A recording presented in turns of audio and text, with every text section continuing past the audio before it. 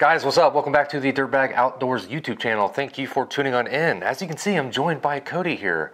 He's been on the channel a few times. You've probably seen him, but we've got a couple of rifles here on the table, and they're kind of weird. The Tavor here is kind of weird to try to balance and put a bipod on. This is an AR pistol. There is a bipod on it just for video's sake, so you can kind of see it propped up. I don't actually keep a bipod on my pistol. If you wanted to, I guess you could. Who am I to judge? You know, it's not my thing. But basically, we're going to be kind of talking about generalized differences in our opinion. We're not professionals, we're not engineers, we're just regular dudes who like to shoot a lot, right? So we're going to go ahead and kind of talk about them. We've both shot these quite a bit, and we're familiar with both platforms for the most part. And I don't know, just sit back, hang tight, grab something to drink, and we're going to just kind of ramble on about these two types of rifles. And let's get started. All right, guys, up first, this is Cody's Tavor. We're going to go ahead and have him kind of give you a brief overview, what he kind of generalized thinks about it, and then I'm going to do the same about this, and we're going to kind of debate on which might be better. I don't know. Stay tuned. All right, guys. So this is my Tavor X95. For a long time, it was a bucket list gun. That was kind of a far-fetched dream. I stumbled into the shop and saw it there, got a really, really dumb deal on it, and I couldn't pass it up. So I'm ecstatic that I was able to pick up one of my bucket list guns. What drew you to it? Like, what drew you to it to make it a bucket list gun, really? Well, I feel like a lot of people my age are, you know, into video games and everything like that. There was something about it playing the original Call of Duty Modern Warfare 2. It was the TAR-21, which was the military version, the fully automatic one. I was like 13 whenever Modern Warfare 2 came out. So instantly having the magazine in a different spot at that 13-year-old age, I was like, oh, most machine guns look the same. There's no really any difference. Now that I'm older and that ignorance is kind of gone, just that magazine being in the back and it being essentially a good rifle in the game, I immediately was drawn to it. I was like, this is a cool rifle. I really like it. So you had like nostalgic vibes. Right, yeah, right. Nostalgic vibes. And it's just kind of something that's always stuck with me. I've always liked how they've looked. And with them bringing more and more innovations to it to make it not as bad of a firearm, I definitely think there is a place for the Tavor on a battlefield, just not for our military, because we obviously have perfected a very, very solid platform, which is the AR. Which is being kind of replaced with the new SIG. Right, but so, I mean, if you look at the SIG, it still follows more of an AR platform than it would the Tavor. There's not a whole lot of militaries that do a bullpup design. I know a lot of militaries like the very compact size, which is, I mean, we have a pistol, an AR pistol. The Tavor has a full rifle length barrel, and it's the same length as the pistol. Right, yeah, so this is an Arrow M4E1 pistol with a 10.5 inch barrel, and this, like he said, is a 16 inch full length barrel, and they're the same within a couple of like a half an inch or so. They're the same length with this collapsed all the way in. If this was telescoped out, the pistol is still longer with a 5.5 inch shorter barrel. So that's kind of interesting. So I mean, the whole thing with bullpups is the longer barrel and a more compact package. That's kind of the whole vibe. So one thing I've noticed with shooting bullpup shotguns is that the recoil impulse seems worse than a non-bullpup design. Some people have debated me on that. All I know is my first-hand experience. I can shoot a bullpup shotgun and then a regular, and I feel a difference in recoil. It is what it is. I think the bullpup has more of a like a direct recoil impulse. I don't know any other way to describe it. And I was kind of thought that this would be the same, but it's actually not. So go ahead and talk about the first time you shot this and kind of what went through your head. So reading online, doing all my research, making sure I wasn't going to waste, potentially up to $2,000 on a gun that I hated. I've handled them, they felt nice, but not a lot of places offered to rent any sort of bullpup design, which I feel is kind of lacking, and maybe they do that on purpose. I'm not sure.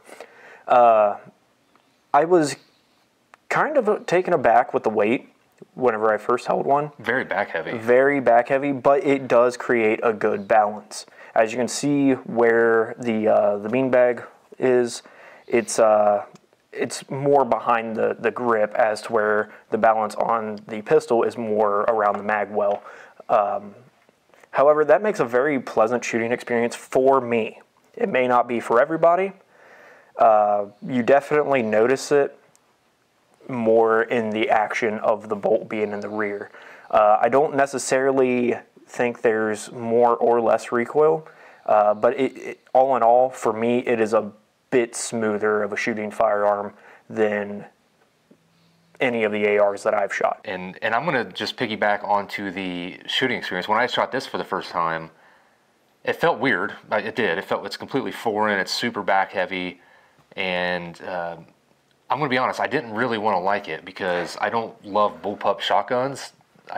They're hard to load. They're kind of awkward. I don't know. But when I shot it, I thought the recoil felt less. Maybe it's a smoother, maybe it's not less recoil. I mean, it was the same cartridge, but I felt like a smoother impulse than just shooting a regular AR. Not even a pistol, like a regular full-length AR. I still felt like this was smoother. And mag changes are still weird. Very. I hit the bolt release a bunch on accident. I wasn't super familiar with the operation of it at first. It's something that you can kind of train with and get used to like anything else. But at first, it felt super foreign to me, other than the safety being pretty much in the same spot as an AR. But yeah, other than just getting used to where all the controls are and everything like that, the rifle itself shoots extremely smooth. I really, really liked it. In fact, I told him, I was like, dang it, now I want to get one. Of course, he's got an EOTech on there with a 3X magnifier. 3X, yeah. Yeah, and it shoots like a dream. It really, really does. Obviously, it takes AR-15 style magazines, so they're completely interchangeable. One thing I've noticed is, the elephant in the room, everyone's noticed it, about bullpups is the trigger. So this one has an upgraded trigger. I actually forget which one is in it, but the trigger in this thing is super nice. It's super crispy. Not so much over here. You've got all that linkage and kind of take up. It's a huge, long take up. It's not super heavy, but it is just another kind of squishy thing you got to get used to. You got to dial it in. And I think train with something like this to be super proficient, in my opinion. What do you think? Yeah, so that was the one thing that I've always disliked about bullpups is your trigger is here while your bolt and firing pin are back here, whereas on an AR, it's here and here. Very minimal draw distance between the trigger and the bolt, as opposed to a bullpup. It has a whole lot longer to travel. They do make upgraded triggers, but I'll be honest, they're all expensive. And I feel like you're still going to have just the way that it is. Right, like you might have a smoother take up or this, that, the other thing, but you're still going to have a different feel no matter what. I think. Yeah, and that's just the basics of engineering from having something traveling so far. Yeah, your hammer is way back here. Right. The hammer on this is literally directly above the trigger, basically. So it's almost a direct connection, where this has that, it's got linkages in there. Some of them are designed a little bit differently. I don't actually know. I've never taken one of these fully apart, but there's usually like a big long linkage bar, and there's like springs and stuff that all that pressure and it's got to go through there to get to the hammer to fire the weapon. So that's kind of a downfall, but not necessarily of the Tavor, of just the design in general, right? But you kind of make up for it in the overall length being super compact. I mean, as you can see, these are the same pistol versus rifle. I mean, you're going to have better ballistics out of this, the same maneuverability. Once you get used to changing the mags quickly, this you can drop these out in no time, load up, no problem.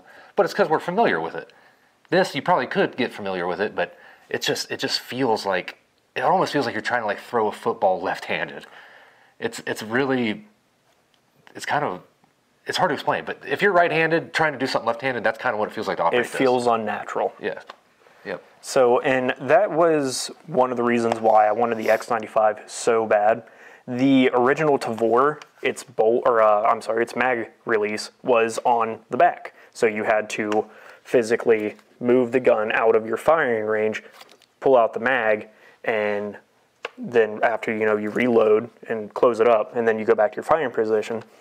Now they have the mag releases on the grip, reachable from the grip. So you could still keep it in that firing position, drop your mag, load up another one, hit that bolt release, which is in the back, and continue firing. You can do it all one-handed. I think that was a huge, huge upgrade from the original TAR-21. But, and I don't know if you guys can see this or not. I'm going to borrow this for a second. I don't know if you guys can see this on the camera or not, but if the magazine goes here, right, in this big hole right there, right? So the mag release itself is super easy to get to. It's, you know, access with your finger just like on an AR. But regardless, you know, you have to, the magazine, your wrist is almost setting on the magazine. Like it's almost, like you could easily miss, get your arm. You almost have to deliberately move your hand out of the way. So that's, again, something you could train to. I get it, but just, you know, talking about generalized differences from two regular dudes, that's a big one. And I don't know how, you know, militaries from different countries train their soldiers to deal with that. I don't know if they tell them to take their rifle off of target or not, or if they have different hand maneuvers to be able to load that faster. I just, ultimately, as much as I do love this rifle, I do prefer the AR platform. It's so solid. If it gets into an SHTF situation, I'm going to choose my own built AR-15. You know, it's up to spec. I know exactly, you know, how to shot take it that a bunch. apart. I shot it You know so it's much more reliable. than this. You're comfortable with it. And I mean, just being able to get a trigger upgrade for $90 if you're not super comfortable with a stock AR trigger, which is, again, that's... It's still better than this. Right, yeah. A stock AR trigger is better than the stock Tavor trigger, leaps and bounds. Now, the Tavor has a couple of cool things going for it in the way of the removable handguard pieces to put some, you know, show your pick rails down there. However, they're not M-lock. I mean, stuff seems to be going M-lock these days. I mean, it has been for several years, and this doesn't have it. Now, can you get these that have M-lock? Probably. I don't know. I'm not sure, but it's a pretty cool design. But it seems like there's already a crap load of pick everywhere else. Like, can't they throw in an M-lock on there or something? Maybe they don't use it where this is made. I don't know. But just something else to note where everything else pretty much has M-lock on it somewhere. Accessories-wise, aftermarket, I don't know if you've looked much in the way of this, but obviously these are completely customizable. Yeah. Every single part to exactly what you want as possible. I don't know if that's the case with these. So all the research that I've done really, which to be fair is not a whole lot, because I would rather upgrade my AR-15 for, you know, get a bunch of different components for $300, $350. And as much as I do complain about this trigger, I shoot the rifle well enough without it. It's not an immediate need to upgrade the trigger, as some people are. I'm not a trigger snob, and I mean, I'm not shooting to be the best marksman in the world. I'm not training to be Jerry Michalek or anything like that. I'm just a guy that's teaching myself how to shoot, be able to defend, you know, land and country, and family if it comes down, you know, to that. I will know what I need to do. Right. So zombie, to kind of start wrapping up here, to zombie apocalypse comes, you got these side by side. You're taking AR. Oh, for sure. All day, every day. Same. All day, every day.